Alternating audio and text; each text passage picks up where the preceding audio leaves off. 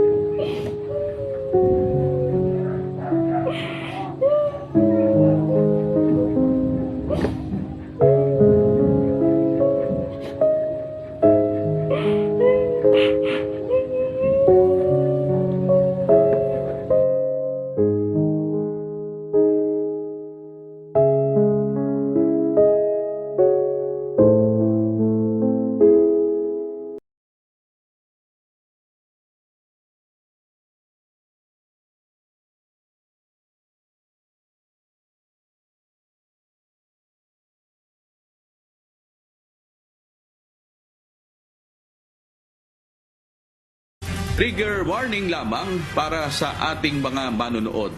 Ang report po na ito ay may pagtalakay sa paksa ng suicide.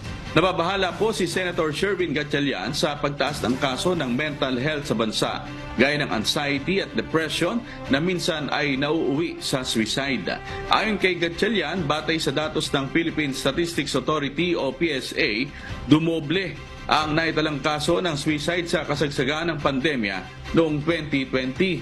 Sa tala naman ng National Center for Mental Health o NCMH, sa mahigit 21,000 tawag na kanilang natanggap noong 2021, mahigit 7,000 ang suicide-related calls. Mental illness is the third most common disability in the Philippines. Around 6 million Filipinos are estimated to live with depression and anxiety. Mental health includes our emotional, psychological, and social well-being.